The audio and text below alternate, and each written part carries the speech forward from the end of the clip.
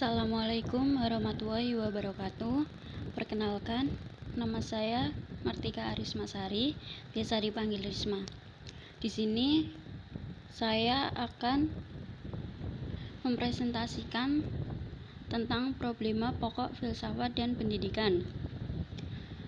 Filsafat pendidikan adalah muara ide dari berbagai kebutuhan utama pendidikan seperti modal pembelajaran dan berbagai aspek lain yang dibutuhkan untuk melanjutkan saga keilmuan pendidikan.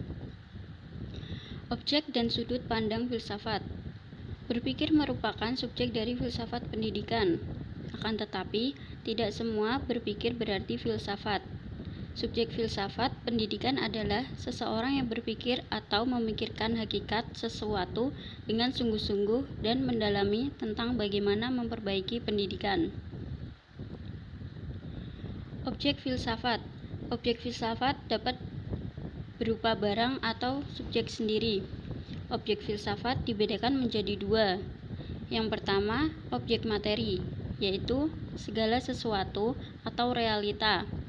Ada yang harus ada atau disebut absolut atau mutlak, yaitu Sang Pencipta, dan ada yang tidak harus ada atau makhluk yang diciptakan Tuhan. Yang kedua, objek formal atau sudut pandang, yaitu mencari keterangan sedalam-dalamnya hingga ke akar persoalan tentang objek materi filsafat. Sudut pandang.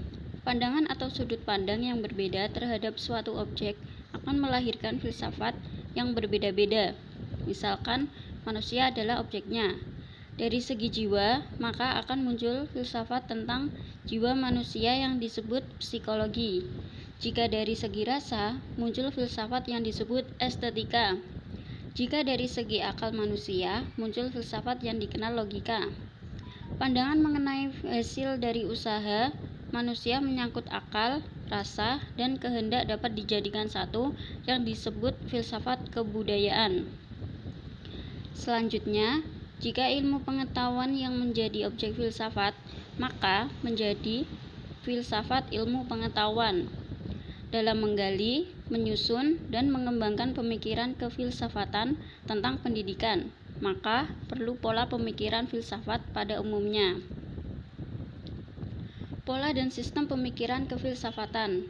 Yang pertama, pemikiran kefilsafatan harus bersifat sistematis. Dalam arti, cara berpikirnya bersifat logis dan rasional tentang hakikat permasalahan yang dihadapi. Berpikir sistematis artinya satu bagian dengan bagian lainnya berhubungan. Yang kedua, tinjauan terhadap masalah yang dipikirkan bersifat radikal, artinya menyangkut persoalan yang mendasar sampai akarnya. Yang ketiga, ruang lingkup pemikirannya yang bersifat universal. Artinya, persoalan yang dipikirkan mencakup hal-hal yang menyeluruh dan mengandung generalisasi bagi semua jenis dan tingkat kenyataan yang ada. Dan yang keempat, meskipun pemikiran yang dilakukan lebih bersifat spekulatif, artinya pemikiran yang tidak didasari dengan pembuktian empiris atau eksperimental, akan tetapi mengandung nilai objektif. Yang dimaksud objektif dalam hal ini adalah suatu realita yang ada. Bidang-bidang yang menyangkut ruang lingkup, pola, dan sistem berpikir filosofis. Ada dua macam, yaitu yang pertama, kosmologi, yaitu suatu pemikiran dalam permasalahan yang berhubungan dengan alam semesta, ruang dan waktu, kenyataan hidup manusia sebagai makhluk ciptaan Tuhan. Yang kedua, ontologi, yaitu suatu pemikiran tentang asal-usul kejadian alam semesta, dari mana dan ke arah mana proses kejadiannya. Sikap manusia terhadap filsafat. Sesuai dengan macam dan perbedaan pengertian, arti filsafat dapat digolongkan menjadi 4. Yang pertama, pandangan yang berpendapatan bahwa filsafat yang ada dalam bayangan mereka adalah sesuatu yang sulit, yang hanya dapat dipahami orang-orang tertentu saja. Yang kedua, pandangan filsafat skeptis, yakni orang yang berpendapat bahwa filsafat adalah sesuatu perbuatan yang tidak ada gunanya. Dan yang ketiga, pandangan bersifat negatif, karena mengambil manfaat secara negatif dengan mengatakan filsafat adalah berbahaya karena filsafat hanya dibatasi pengertian mencari hakikat Tuhan. Dan yang keempat, ada golongan yang memandang dari sudut positif, yakni filsafat adalah suatu lapangan studi atau tempat melatih akal untuk berpikir. Filsafat sebagai lapangan studi banyak memberikan nilai kegunaan bagi yang mempelajarinya. Antara lain, ilmu filsafat dapat dijadikan pedoman dalam kenyataan kehidupan sehari-hari, baik bagi individu maupun anggota masyarakat. Lalu, pandangan hidup yang akhirnya menentukan kriteria baik buruknya tingkah laku dan dapat mengurangi kehidupan yang negatif dalam keadaan masyarakat yang tidak pasti. Problema esensial filsafat dan pendidikan. Masalah pendidikan merupakan masalah hidup dan kehidupan manusia. Proses pendidikan berada dan berkembang bersama proses perkembangan hidup dan kehidupan manusia. Bahkan keduanya pada hakikatnya adalah proses yang satu. Lodge mengatakan bahwa seluruh proses dan kehidupan manusia adalah proses pendidikan segala pengalaman sepanjang hidupnya. Beberapa contoh masalah pendidikan memerlukan analisa filsafat dalam memahami dan memecahkannya. Yang pertama, apakah pendidikan berguna untuk membina kepribadian manusia?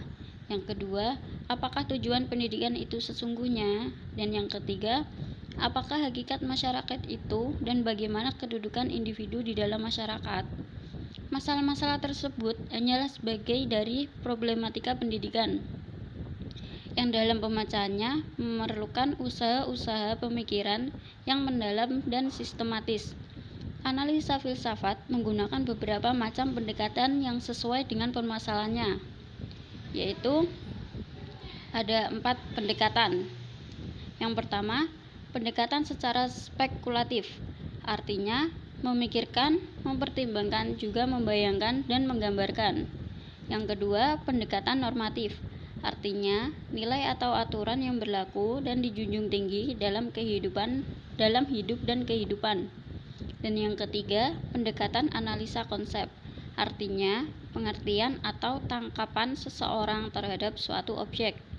Dan yang keempat, pendekatan analisa ilmiah. Sasaran pendekatan ini adalah masalah-masalah kependidikan yang aktual.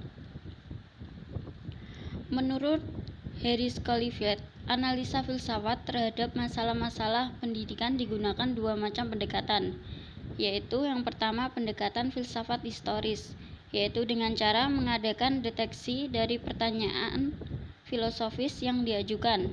Dan yang kedua pendekatan filsafat kritis, yaitu dengan cara mengajukan pertanyaan filosofis dan diusahakan jawabannya secara filosofis pula. Analisis dalam pendekatan filsafat kritis ini ada 2, yaitu analisa bahasa dan analisa konsep. Sekian presentasi dari saya. Apabila ada kesalahan, saya mohon maaf. Saya akhiri. Wassalamualaikum warahmatullahi wabarakatuh.